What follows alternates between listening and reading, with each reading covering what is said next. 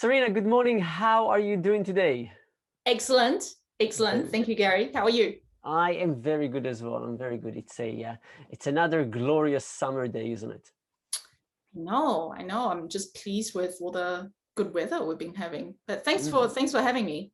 Absolute pleasure. I'm Exciting. really it's an interview that really intrigues me because you're in a very interesting position in a very interesting organization. So you are the general manager of the Auckland Property Investors Association, also known as APIA.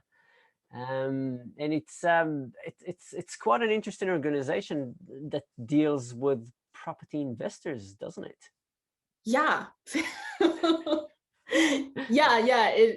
Well, so our full name is the Auckland Property Investors Association Incorporated, but Hmm. it's just such a mouthful. So when we sort of go, oh, RPA, and I think unless you are sort of intricately connected with the industry and have a history with it, you probably are not super aware of us because we are a non-profit incorporated Mm. society that on paper supports and represents the interest of property investors, or what you call colloquially called landlords, Hmm. residential landlords, more specifically.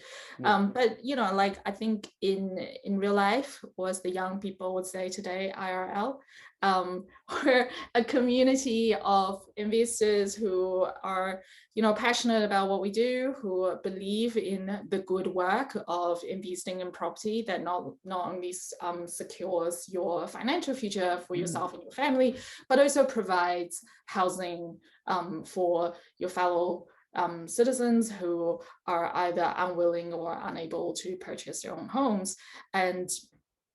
And then really at the core is a bunch of these people coming together, supporting each other, sharing information, words of encouragement, champion everybody's progress, Mm. and just offering each other friendship. Yeah.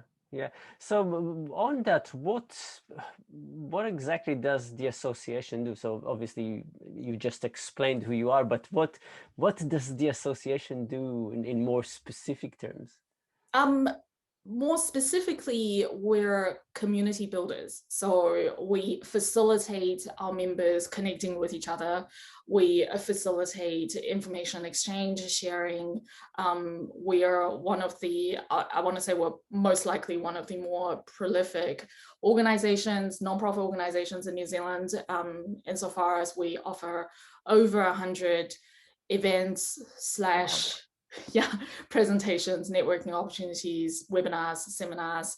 We do 100 of those a year for our members, so it's like plenty of ways for people to connect Mm. with each other, learn from each other, share their mistakes, share their common frustrations, but I think more importantly and more positively is share their successes as well, because more and more I think being a residential landlord in New Zealand is increasingly isolating. I think Mm. the sort of rhetoric that's all around us sort of describes a very sort of Dickensian view of what a landlord's supposed to be.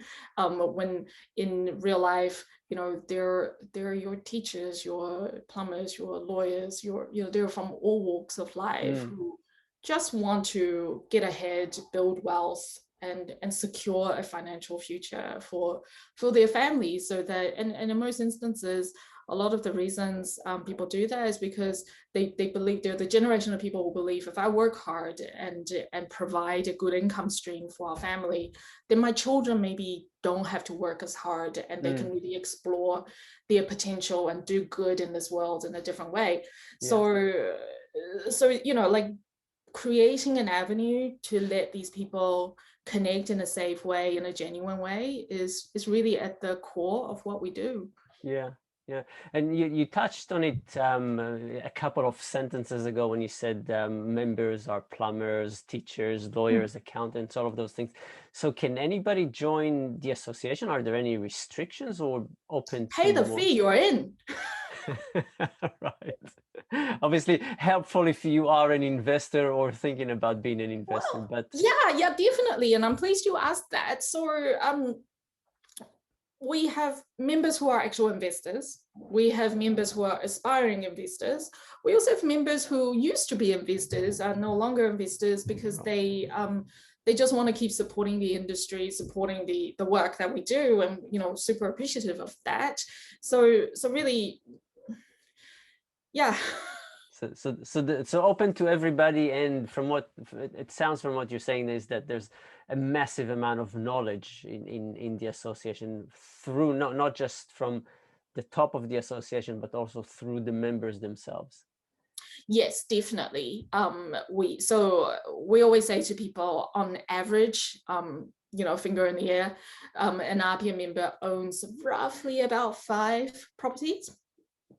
But in saying that, it's a big range. So we have people who own absolutely nothing, who are still renting, who are still students, or maybe even living at home with their parents, to all the way to people who own, I think I'm thinking of one right now who owns like 30 plus. I'm not sure if it's actual properties, but definitely 30 plus tenancies. Wow. So as you can see, it's a big range, but when we take an average, it's about 5. And and I think sometimes the problem is because our name is so serious. It's the Auckland Property Investors Association, and I talk to people about it, and people have straight away this idea that it's all like suit and ties, and everyone's on the rich list, and it's not. Like it's like what the media likes to call your mom and pa investors, and these are people with full-time jobs. A lot of them do property on the side, and they juggle their jobs, their rentals, their tenants, their families, and all of that. So with you spoke about the fact that there's more than 100 events every year that the association puts out. What's in the events? What sort of material? How does it work? And is it in one central place, or is it all over Auckland? It's all over.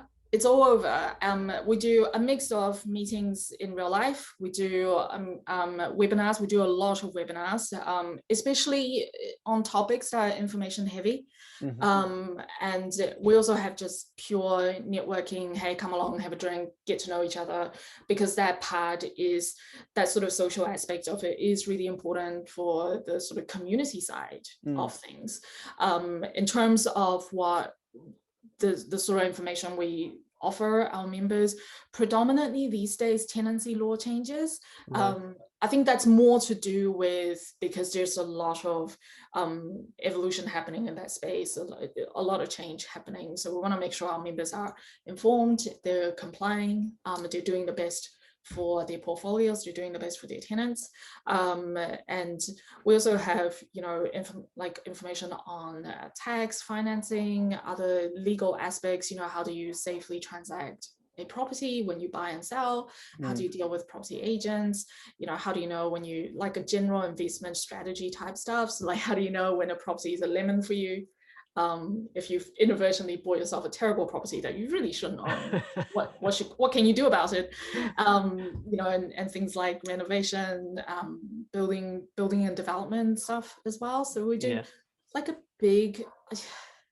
it's a big range of subjects we touch on. In saying that, because it is a membership organization, whatever we offer is always reflective of the members we have today. I'll give you an example. So right now, like I said, we do a lot of tenancy law content. And to me, that is saying a lot of our members are very hands-on landlords. If they have property managers, they're very hands-on clients who provide oversight. And they are interested in tenancy subjects. They want tenancy law change information.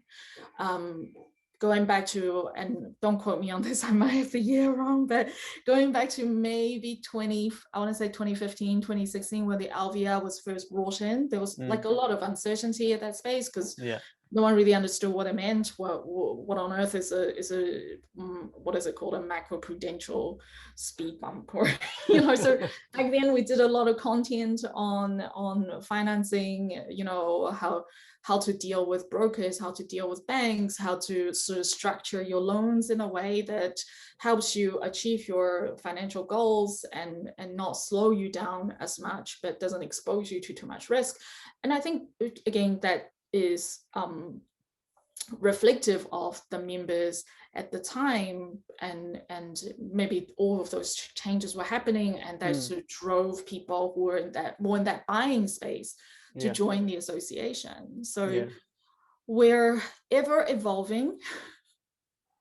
But the one thing I am super proud about is we have very good systems in place for us to get fairly instant feedback from our members about exactly what information they're looking for.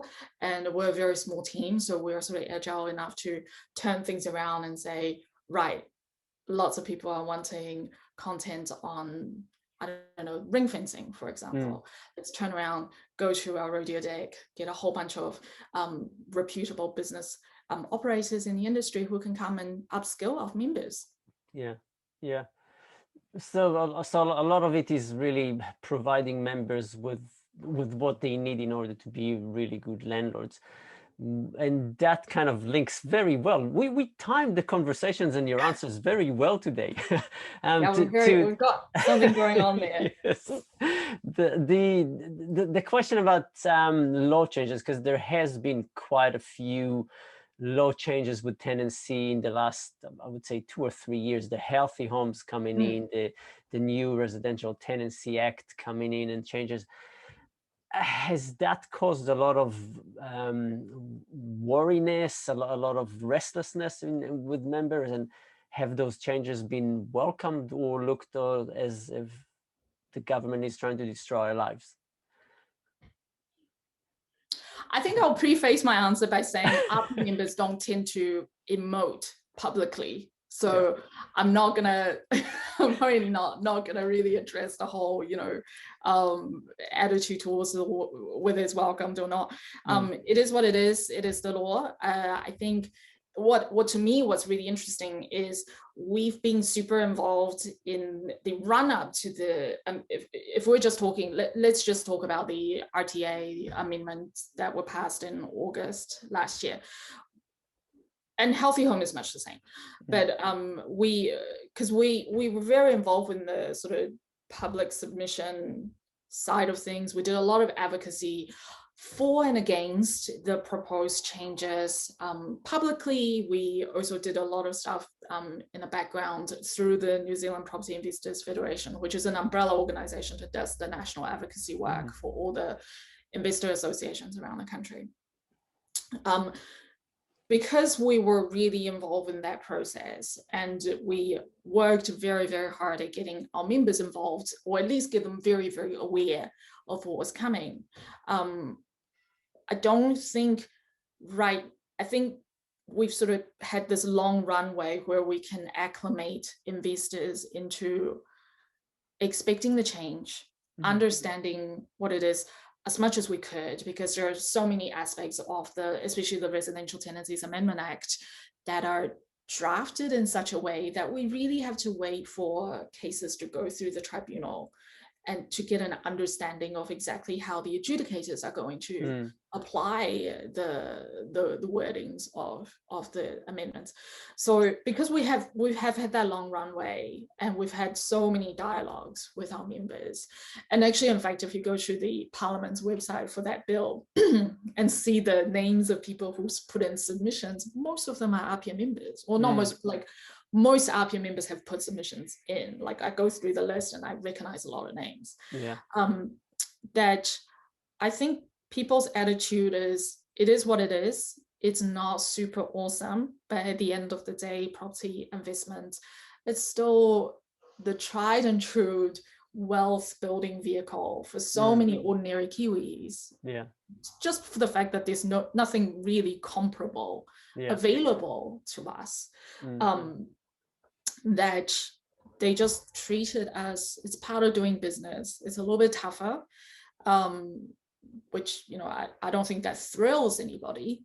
But in saying that, I think the good aspect of it is it's really going to turn away those landlords who traditionally are either acting with malintent, or just treat their rental properties as somewhere they park their money. and they don't do anything with it, and they leave it alone, and they leave the tenants alone. They never fix anything. They, the tenants are complaining, and they're like, yeah, whatever.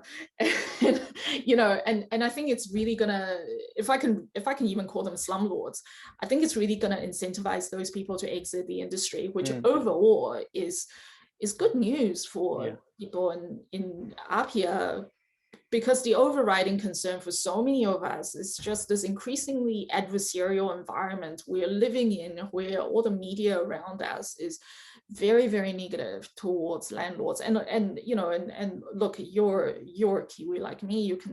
You can surely tell the sort of connection between the tone of the media and the position of the media, and how often that ends up leading politicians into making policy decisions not necessarily reflective of what the public wants, but what the media says. So I think, if the RTAA is going to clean up the industry and get rid of some of those slumlords and restore some reputation, then it's good. I'm all for it. Yeah. I think our members are for it as well. Yeah. And you were talking about it before, and it's something that I really want to commend you and the organization, because I've seen how when things are beginning to change, where there's new legislation or new restrictions or new other points that are changing with being landlords, you guys consistently provide, whether it's through Facebook or through your website, you consistently provide information to the members and in some ways to the public as well, to help people understand what is happening. And that I think is very, very helpful for landlords and people in general, if they thank you very much. No, that's one of the aspects of the association that I'm incredibly proud of, is just this idea that we constantly have to, we're here to do good. Obviously we're a membership organization. We are here to serve the interest of our members, but it is, our members don't operate in isolation. It is an entire industry of landlords and tenants and other service providers. And the more we can get out there to I don't want to say educate people, because that's a bit condescending, but the more we can get out there to raise awareness, I think the better it is. And I think, it's high time. I'm always on Facebook posting out to tenants and tenants groups and say, hey, listen, the RTA is the RTA. It's the same set of laws that we have to deal with, that you guys have to deal with. We have a free Q&A service that we offer. So we're always happy to take questions from tenants if they sort of go, oh, my landlord's done this, is that kosher? Like, send it to us, we'll check it out and give you an answer and give you some support. I think that getting the right information out there in the right context is super important. When I and I've done in the past a lot of interviews with people, real estate salespeople, or people who are involved in the selling of real estate, my final question is always, what do you think the market will do? So I'm going to throw this question at you a slightly different angle, looking at the changes that have happened in the last few years with rentals. What do you think? Do you think there'll be more changes, more things that will be more restrictive towards landlord, or changes that will change the industry even more? That was a weird sentence. Changes that will change the industry even more. I think the industry is ever changing. I've been involved with Apia long enough to make that general observation. I think the industry is always changing.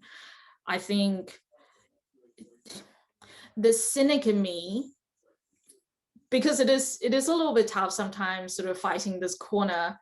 I feel just you're competing with these media platforms, these people with big megaphones who are acting in a way that's very, very adversarial and very cynical towards landlords as well. So sometimes we get described in a way that we're almost not even human beings, and unfortunately these websites, these channels, they drive traffic, because I think we live in this moment in time where the divide between what's perceived as the haves and the have-nots is getting greater, and with social media and everything, those people who identify themselves as the have-nots are finding it less of a, I think they're doing really well at getting their voice out there in a sometimes almost a sarcastic, cynical context, tone, that is attractive to viewership. I find myself going onto their websites and reading, and I read their articles, and my instinct's always, yeah, you know, I'm gonna rise up for the small people. I think you're right. And then an hour later, I'm like, wait a minute. Some of the stuff that you're talking about is not actually factually correct. So you do sort of can get carried away with the emotions of it. So I guess, you know, the cynical side of me is that voice is going to continue to grow, and it's going to continue to lead to shape media narratives about renting. And I think it's going to continue to lead politicians and decision makers down a certain path. And that's why organizations like us are important, because we're here to be a counter to that position. And we're here to say, listen, these are the human faces of landlording, and these are what their lives are like, and these are their intentions, and, you know, and so on and so forth. I think that's important. My hope, and the hopeful side of me, is over time, as we recruit more landlords into the industry, for no other reason than just the simple fact that, like I said before, in New Zealand, there's no other comparable investment asset class that gives the investor this degree of control and the ability to leverage as well, so that you're getting ahead far quicker than you normally would. So as we recruit new people into the industry, I'm seeing it on the ground. RPM members are getting younger by the day, and as they come in and they bring with them the sort of generation-driven ideas about social justice and the rights and wrongs of the world, and I think it's great. I hope that those people will rise up in the industry, reframe our sort of our voice, our external voice, and sort of help us counter that cynicism out there a little bit better. So I think it's hopeful. I think it will take a long time, and I think it takes the old guards of our industry to reach out to these young people and say, hey, we have all the experience, but you have the freshness of mind, and you can give us better you can sort of bring a sense of modernity to our content. So why don't you rise up in the ranks and support us? And part of that is, you know, at our latest election, our association elected 2 new board members. Both of them are younger than me. Both of them are in their early 30s. And I think it's fantastic. I think it's great to see younger leaders emerging in it's sort of outside of the camp, because I think over time they're the ones who can reach out in a more genuine way to the tenant groups and the politicians, and hopefully balance things out a bit. Very interesting. So with this then, if people want to get more information about the association, want to maybe join, want to see what it's all about, website, Facebook, contact you directly, what's the best way? Website, apia.org.nz, nice and easy. Okay, so apia.org.nz. Sarina, thank you so much. Really, really appreciate your time. Really appreciate you sharing the information, sharing the knowledge. And I think there's a lot of benefit for people from joining the organization or your association, not yours, but the association. And I hope that the organization will continue to grow and continue to do good. Thank you so much. No, thank you. Thank you for the opportunity. I'm really, really grateful for it. And, you know, I'm not sure how much you're kind of opening yourself up to your audience, but in your previous life, You were very supportive of us. So it's really good to be able to give back. And yeah, all the best. Thank you so much.